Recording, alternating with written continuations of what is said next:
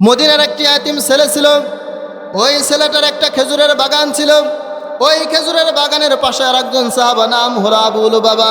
আবু লুবাবারও একটা খেজুরের বাগান ছিল। এখন দুইজনের বাগান যখন পাশাপাশি, মাঝখান দিয়ে সীমানা দেওয়ার দরকার আছে না নাই?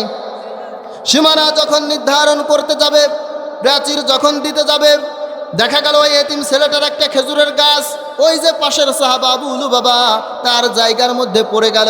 এইবার ঝামেলা আছে না নাই? এতিম ছেলেটা বললো, ওগো আমার ভাই আবু লুবাবা, শুধুমাত্র একটা গাছই তো, ওই গাছটা আমাকে দিয়ে দাও, আর যদি না দিতে চাও তাহলে ওই গাছটা আমার কাছে বিক্রি করে দাও। কিন্তু আবু লুবাবা রাজি হলেন না। এইবার আরও ঝামেলা আছে না নাই? দুইজনই চলে গেলেন বিশ্ব নবীর দরবারে। বিশ্ব নবীকে যে বললেন, ওগো আল্লাহর নবী, এই যে আবু লুবাবা, তার জায়গার মধ্যে আমার জায়গার মধ্যে তার একটা গাছ পড়েছে, সেই গাছটা দিতে চাই না, আপনি একটা বিচার করেন। আল্লাহর হাবিব দুইজনের কথা শুনে আবু লুবাবাকে বললেন, ওগো আবু লুবাবা, তুমি যদি ওই খেজুরের গাছটা এতিম ছেলেটাকে দিয়ে দাও তাহলে তোমার জন্য জান্নাতের মধ্যে একটা খেজুর গাছের জিম্মাদার আমি হয়ে যাব। কিন্তু হতভাগে আবু লুবাবা রাজি হলেন না। সুবহানাল্লাহ, তো আগে জোরেই বলছেন, নাউজুবিল্লাহ কোন। আল্লাহর হাবিব সাল্লাল্লাহু আলাইহি ওয়াসাল্লামের পক্ষ থেকে অফার পাওয়ার পরেও রাজি হয় নাই।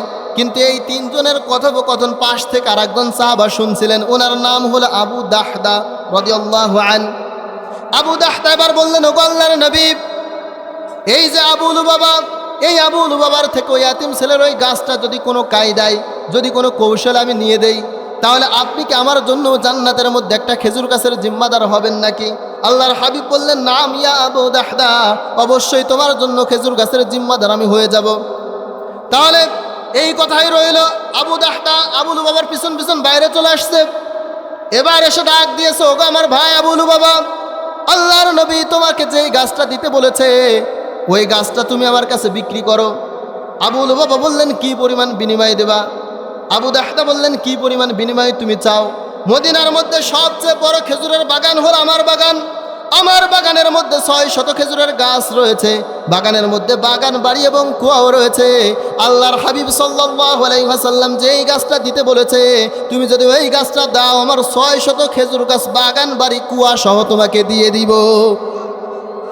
এবার যখন দুনিয়ার এমন অফার পাইছে, ওই যে আপনাদের মতো নিউ মার্কেটের কথা শুনলেই ফেনা ছুটে, এবার রাজি হয়ে গেছে।